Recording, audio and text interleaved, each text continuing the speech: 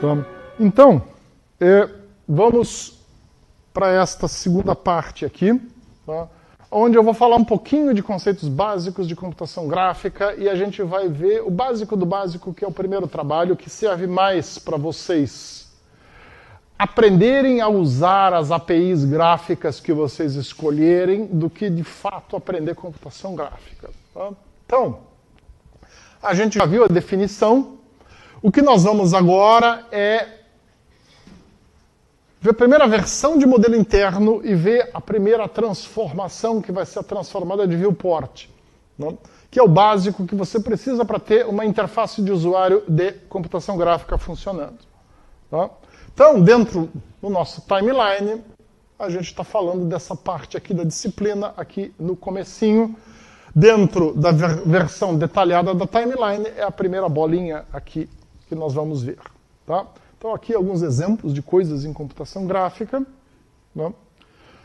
Então, da onde surgiu a computação gráfica? Tá? Diferentemente do que a gente imagina de que foram os jogos de computador que motivaram o surgimento da computação gráfica, o motor para a criação de programas gráficos saiu de outro lugar. Né? Ele saiu da necessidade de se utilizar o computador para substituir a prancheta de desenho. Né? Então, no final da década de 1950, início da década de 1960, né, principalmente na indústria automobilística, né, começou a haver uma concorrência muito acirrada entre fabricantes de automóveis. Praticamente todo fabricante se viu forçado a, em cada uma das suas linhas, luxo, grande, médio, pequeno, econômico, esporte, sei lá o que, lançar uns 2 modelos por ano. Isso significa o fabricante típico de carros grande estava aí lançando 10 modelos por ano. Se a gente imaginar qual é o processo de produção e de design de modelos que existia naquela época, que era um processo, eu vou mostrar aqui na imagem do Moodle, a gente tem uma imagem bem interessante sobre isto, né? Que é uma imagem que normalmente eu mostro só quando a gente chega lá, mas já que a gente está falando aqui, né? Isso aqui é um exemplo do processo de design de um automóvel, como ele acontecia, né, lá nos idos da década de 60. Né? Tinha-se uma ideia, algum designer, alguém da área de marketing, dizia, nós vamos fabricar isso aqui. A partir daí, fazia-se o quê? Começava a se fazer esboços detalhados, ia-se para a prancheta, aí se fabricava ou em argila ou em madeira modelos. Né? Esses modelos às vezes eram fabricados inclusive em tamanho real. Né? E a partir daí ia-se... a câmera não gostou mais de mim. Eu vou acender a luz aqui. Tá? Aí a gente consegue. Luiz, é você que está sendo filmado. Pronto. Agora consegui. Eu vou apagar esse negócio aqui, vamos ficar com a filmagem de cima. Muito bem.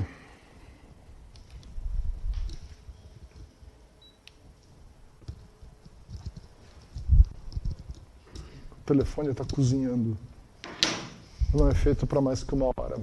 Tá? Então a gente não precisa da luz de cima. Aquela câmera lá dá conta. Pode apagar, esse aí. Obrigado. Tá? Então, a partir desse processo, se chegava numa reunião com o modelo bonitinho do pessoal de marketing que dizia, não gostei desse friso, muda. Você imagina o horror do carpinteiro que construiu esse cacareco. Tá? Então, isso aqui era um processo onde cada versão disso daqui levava uns 3 meses para chegar nesse ponto, para uma turma de marketing olhar e dizer, não quero assim. Né? Isso significa que, na verdade, se começava a pensar, mesmo que fosse só um remake de um modelo que já estava no mercado, você tinha que pensar nesse remake com 1 ano e meio de antecedência, coisa assim, porque senão você nunca ia chegar lá na fase de produção. Tá? E isso era um problema para a indústria automobilística da época. Tá? Então, isso motivou o surgimento do projeto auxiliado por computador, Computer Aided Design, o CAD, tá? Que são ferramentas que permitem a você modelar e projetar todas essas coisas com grandes vantagens em relação à prancheta de desenho. Eu não consigo, eu posso até desenhar um virabrequim na minha prancheta de desenho, tá? Mas o que eu não consigo fazer na prancheta de desenho é, por exemplo, já modelar o estresse de uma balança. Eu posso fazer o desenho da balança, mas modelar como é que ela vai se comportar frente à torção eu não consigo. No computador eu consigo. Tá? Isso é um software da IBM, chama CATIA. Ele rodava em sistema Unix IBM AIX. Hoje em dia ele existe para Windows. Tá? É um sistema que ainda existe. Isso aqui são screenshots de uns 20 anos atrás desse sistema. Tá? Só para vocês terem uma ideia. Ao mesmo tempo, a gente podia usar técnicas de renderização e ao invés de só ficar mostrando para o cliente a planta baixa do prédio que eu queria fazer, eu realmente fazer visões de fantasia de como é que aquilo que eu estou querendo construir vai aparecer depois. Né? E não preciso contratar alguém que me faz uma aquarela ou coisa assim. Então, né? O Computer Aided Design foi um grande avanço e foi o motor para o desenvolvimento da computação gráfica. Aí a gente tem que entender o que era o hardware que existia naquela época para fazer isso. Então, uma questão que a gente tinha, tá, era que os displays que existiam na época eram aqueles tubos de imagem, mas não tubos de imagem como a gente conhece da televisão ou do computador com tubo de imagem, onde você tem uma varredura horizontal que desenha uma imagem. Nos displays para a computação gráfica daquela época, que eram muito lentos, você tinha um hardware que controlava o canhão que fazia o desenho diretamente.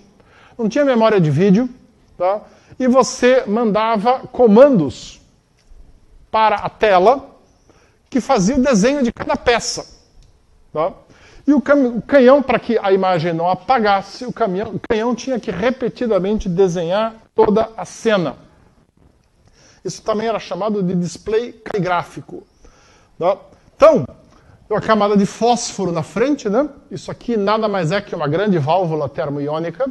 Tá? Aqui você tem um canhão de elétrons, o elétron bate no fósforo que tem aqui na frente. O fósforo se excita e acende. Dependendo da impureza que o fósforo tem, ele pode acender numa cor diferente. Assim você cria um display colorido com um pixel um do lado do outro, cada um com uma impureza diferente, onde o elétron bate, acende vermelho, verde ou azul. Tá? Então, esses displays, o canhão era controlado pelo hardware do computador e ele fazia o desenho. O próximo elemento era desenhado em seguida, e por aí vai. Isso aqui leva uma fração de segundo para apagar. Então, se os desenhos eram muito complexos, quando ele estava terminando o desenho, uma parte do desenho já estava apagando, ele começava de novo. Né? Esses displays, nessa época, pareciam um estroboscópio de discoteca, né? Porque você realmente via partes do desenho apagando. A engenharia mecânica, aqui na década de 80, ainda tinha um desses. Tá? Você via o desenho, tremia na tela. É o que se tinha naquele tempo, tá, para você trabalhar com isso. Então essa aqui é a lógica. Vocês provavelmente na disciplina de hardware de vocês nunca viram isso aqui, né? É primitivo demais para a gente ver. Tá? Então você tem basicamente dois eletrodos, um representado aqui pelo próprio fósforo, o outro aqui. Você tem uma bobina que acelera os elétrons aqui e você tem mais duas bobinas específicas aqui que dão a direção do elétron. Tá? Então, o que eu faço? Eu boto um sinal nessa, eu boto um sinal nessa, e esse sinal representa a coordenada XY de para onde que o meu elétron tem que ir. E com isso eu faço um desenho aqui. A TV velha de vocês funciona de acordo com o mesmo princípio.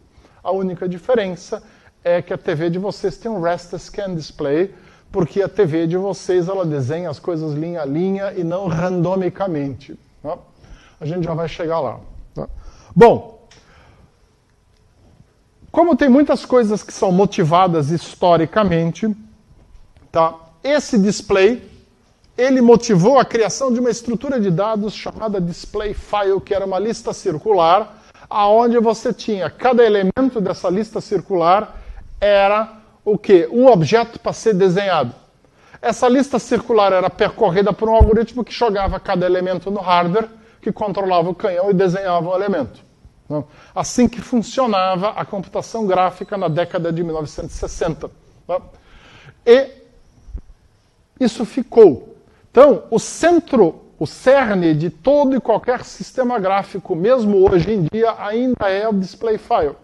Hoje em dia não tem mais sentido o display file ser uma lista circular, a gente simplesmente usa uma lista, tá? Porque eu não tenho que ficar percorrendo isso toda vez. Tá? Mas a gente ainda tem no centro de todo o sistema gráfico um display file, que é uma lista, onde cada objeto da cena está dentro desta lista, e isso é uma coisa que vocês vão fazer no sistema de vocês também. Tá? Então, na década de 60, o computador tinha isso como lista circular e ele ficava percorrendo esses objetos, desenhando cada um. Quando chegava no final da lista, o primeiro objeto já tinha apagado e ele começava a desenhar o primeiro objeto de novo. E assim ia fazendo ad eternum. Tá? Hoje nós ainda temos o conceito de loop infinito. Vocês vão ver que Game Engine, por exemplo, funciona com OpenGL também, funciona com o conceito de loop infinito. Mas a ideia do loop infinito é para controlar a interação muito mais do que para controlar o redesenho constante de coisas. Então, mais tarde surgiram os raster scan displays. Na verdade, esse modelo de display aqui, ele é mais antigo, ele é da década de 1930. Tá? Só que ele era usado só para televisão. Então, como é que funciona uma televisão daquela antiga? Tá? O sinal de rádio analógico, que até pouco tempo ainda saiu do Morro da Cruz aqui, o que é? É um sinal de controle remoto, que controla o canhão da TV. Tá? O sinal da TV, ele passava o quê? Uma coordenada e uma intensidade, o tempo inteiro. E com isso, ele controlava o canhão, que fazia o desenho linha a linha. Todas as coisas, quando terminava, chegava aqui, vinha um pulso de retorno, tá? E o canhão voltava para cima. Tá? Então, 30 Hz é isso na TV brasileira, 25 Hz na TV europeia. Tá? Então, 30 quadros por segundo e 19 kHz para retornar o canhão para cada linha. Isso em todas as TVs. Tá? Quem tem um ouvido muito sensível na TV antiga consegue escutar o apito de 19 kHz do sinal de controle do canhão. Tá? Geralmente músicos, pessoas mais sensíveis escutam, a maioria de nós não escuta, eu escuto. Tá? O sinal. Eu nunca gostei de ver TV quando eu era criança, porque ficava aquele apito no meu ouvido. Tá? Então, é o sinal de volta canhão. Tá? Nos monitores de computador, a frequência é 60 Hz, o canhão é muito mais rápido, tá? A gente não escuta mais. Tá? Mas a ideia é a mesma coisa, a diferença é que para o computador, como é que a gente vai pegar o sinal? Tá? Numa emissora de TV, aquele sinal é produzido por um aparelho chamado telecine, tá? Que convertia sinal ou de filme em película ou sinal de videocassete num sinal transmitido. Tá? No computador, fazia-se diferente. Tá? Quando a memória de computador começou a ficar mais pagável, começou-se a ter uma parte da memória a ser usada como memória de vídeo. Tá? Por exemplo, o PC XT que eu usei na segunda metade da minha graduação, ele tinha uma memória de vídeo de 4K. Tá? Hoje em dia vocês compram placas da NVIDIA com frame buffer de 32 GB, por aí vai. Né? Naquela época, 4K, década de 1980, 4K era razoável. Né? Não. E o que se representa nessa memória? É uma matriz de pixel. Cada byte representa um pixel, ou no caso do PC XT antigo que eu tinha, o pixel era de 4 bits. Então, na verdade, cada byte representava 2 pixels. Tá? E você tem um hardware que fica lendo essa memória, e aí a gente chama ele de frame buffer. o buffer de quadros. Quadro é o quadro que aparece na tela, né? Como um quadro de um filme. Tá? Por isso o nome frame buffer também é um termo que se usa até hoje. Você vai olhar a especificação de uma NVIDIA RTX 2080 lá com quantos gigas? Não? Você vê do mesmo jeito lá, o nome está lá, frame buffer, né? Porque não mudou nada nesse sentido. Né? A nomenclatura ficou lá da época em que isso tinha 2K, 1K, por aí vai. Tá? E essa matriz de pixel ela é constantemente lida. Tá? Então, na prática, o que você tem é isso aqui, o canhão segue um caminho fixo e o hardware vai passando para o monitor o sinal. Tá? Essa codificação de sinal de vídeo ela existe até hoje, por exemplo, num cabo VGA. Tá? Apesar de, nos monitores de cristal líquido ou monitores LED que a gente usa hoje, tá? Você ter um tratamento de sinal digital dentro do monitor. Tá? Se você usar um cabo VGA, você vai ainda estar transmitindo comando de canhão para o seu monitor, que interpreta, digitaliza e transforma numa imagem. Melhor é mandar via HDMI, que é digital. Né? Mas o padrão continua existindo. Né? Então, só para a gente entender um pouco de história. Tá? Muito bem. Então, como é que o display file é representado no vídeo? Tá? Basicamente, você tem um processo aqui, que é o seguinte. Uma parte é realizada pelo sistema operacional e pelo hardware da máquina. Por exemplo, escrita de memória de vídeo, leitura de memória de vídeo, tá? Aceleração gráfica, representação de objetos na forma de pixel. Tudo isso você não vai se preocupar. Tá? Tem alguma coisa de baixo nível que a sua aplicação usa que se preocupa com isso. Tá? E o programa gráfico vai fazer uma parte disso. A transformada de viewport é a parte mais interessante, que é o que vocês vão inicialmente implementar, tá? Como um exercício para criar uma aplicação gráfica que tem lá uma janela onde vai aparecer algum negócio dentro. Tá? Então, qual é a ideia? Tá? Como é que eu represento um display file no vídeo?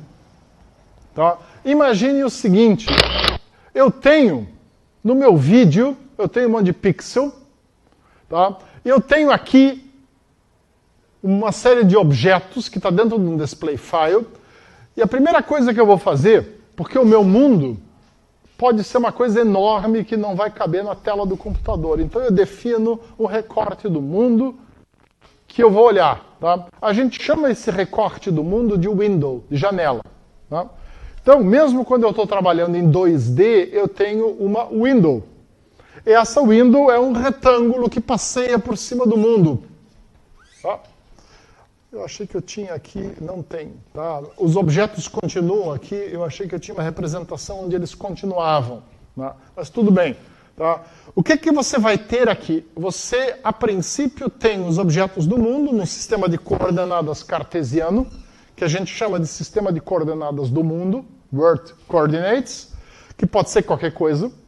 Tá? Se eu tenho um projeto arquitetônico, uma planta baixa, por exemplo, o meu sistema de coordenadas vai ser em metros ou em centímetros. Tá?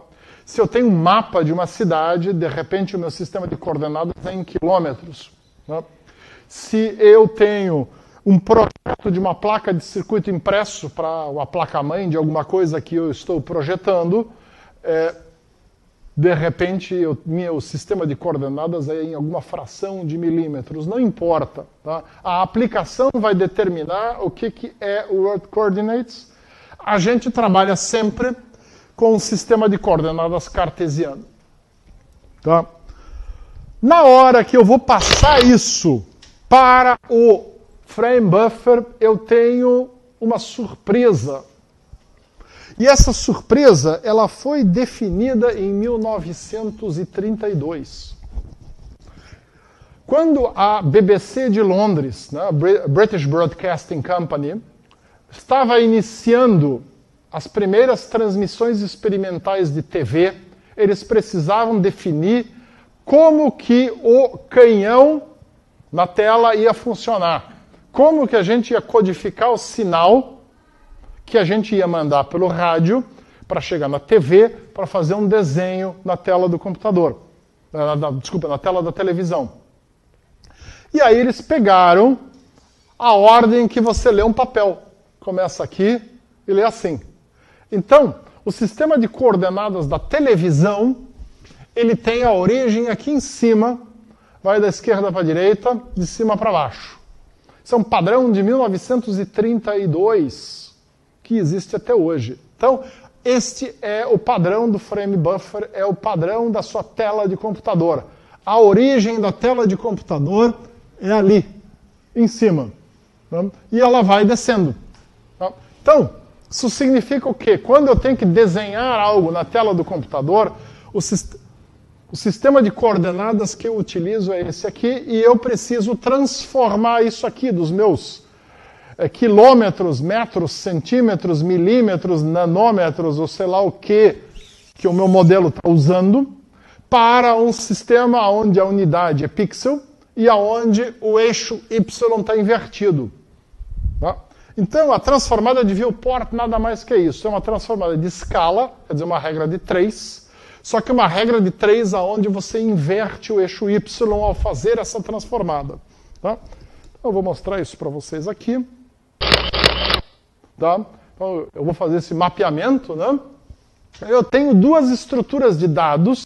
Eu tenho a window, que é um recorte do mundo. Na prática, a window, num sistema de coordenadas 2D, tá? Ela é um retângulo como qualquer outro.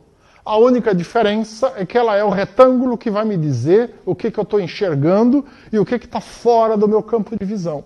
Então, a window eu posso manter dentro do meu display file como uma estrutura que eu não desenho, mas que determina coordenada, que determina limites. Tá? E eu tenho a viewport. A viewport é outra estrutura de dados, é um retângulo também, que vai ser global no meu sistema gráfico, né? Não está dentro do display file, mas sim eu mantenho em algum lugar no meu sistema e que me dá o quê? A resolução gráfica do meu sistema gráfico naquele momento. Então, se a gente imaginar o seguinte, tá? Vamos àquela página inicial que tinha aquele exemplo aqui, tá? Então, o que é a minha viewport aqui? Isso aqui é a janela, a interface de usuário. A gente chama tipicamente essa interface de usuário de janela, né? Tá? Não é a window do sistema gráfico. Onde é que está a viewport aqui? Oi? Pô, vocês ganharam uma colinha, né? Onde está escrito viewport? A viewport é essa área aqui que é onde eu vou desenhar. Tá? Então, aqui no caso, até o Marco que programou isso, ele pegou uma área preta aqui dentro. Tá? Então, como é que tipicamente a gente vai fazer isto? Tá? Na hora que eu programo a minha interface de usuário, eu vou colocar um elemento gráfico aqui, que tipicamente na maioria das linguagens de programação se chama canvas ou subcanvas, que é uma área de desenho. Vocês vão ver que o sistema de coordenadas de um canvas, em todas as linguagens de programação, começa com a origem aqui. Né? E a viewport é a área que eu escolho onde eu vou desenhar dentro desse canvas. Nesse caso aqui, tá? Para testar os algoritmos de clipping, a gente pegou um pouco para dentro. Eu poderia pegar o canvas inteiro. Tá? Mas então, o tamanho disto em pixel é a resolução da minha viewport. Tá? E é isso que eu vou usar na hora em que eu estou programando aqui. Tá? Então, a viewport tem aquela dimensão ali. E a dimensão da minha window, quanto é que é? A window é o recorte do meu mundo que eu escolhi de mostrar. A minha window pode ser variável. Inclusive, é a forma como você faz efeitos de zoom. Eu diminuo o tamanho da window, eu dou um zoom in. Eu aumento o tamanho da window, eu dou um zoom out. Porque aqui sempre a minha área de desenho tem o mesmo tamanho. Né? Então, Tá? Então, a window vai ser representada por uma estrutura de dados com o tamanho mínimo e máximo da window em coordenadas do mundo, World Coordinates. Então, a window é um objeto do mundo que passeia pelo mundo. Eu posso ter um desenho grandão, super complicado, eu vou empurrando a window por cima e eu vou olhando pedaços desse desenho. Essa é a ideia. Depois, quando a gente for para o 3D, a minha window vai ser o que eu estou olhando. Tá? E a viewport é uma estrutura de dados que contém o quê? A resolução da parte aonde eu vou desenhar na minha interface gráfica. Tá? E aí a transformada de viewport é essa daqui. Tá? Em X é uma regra de 3. Muito simples. Tá? O ponto que eu quero desenhar menos sobre o tamanho da window multiplicado pelo tamanho da viewport. Regra de 3. Como vocês aprenderam lá o quê? No terceiro ano, no quarto ano? Aqui a gente tem, entre parênteses, 1 menos essa relação para eu inverter o eixo. E depois eu multiplico pelo tamanho da viewport também. Tá? Então, isso aqui é fixo. É sempre desse jeito.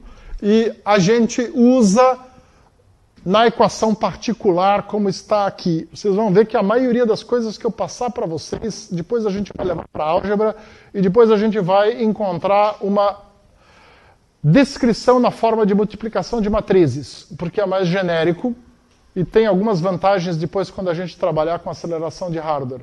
Tá? Mas essa aqui a gente não passa para isso, a gente deixa como equações particulares do jeito que estão aqui. Tá? Então, o que vocês vão fazer? E essa já é a primeira tarefa para vocês. Vocês vão fazer um sistema gráfico interativo que vai conter uma estrutura de dados, que é uma lista, que vai ser capaz de conter 3 tipos de objetos: pontos, retas e polígonos, sempre em 2D. Quer dizer, um ponto tem uma coordenada x e uma y, uma reta é composta por um par de pontos e um polígono é composto por uma lista de pontos.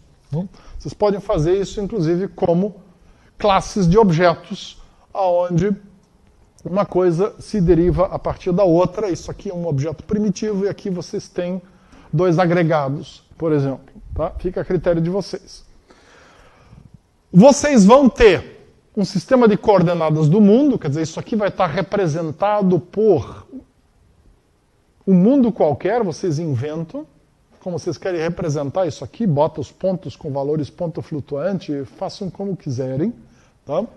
E vocês vão ter uma transformada de viewport que vocês vão ter que implementar e aonde estes parâmetros Pmax, Pmin e Pmax, Pmin aqui vão depender do tamanho que vocês deram para esse canvas aonde vocês vão desenhar esse troço.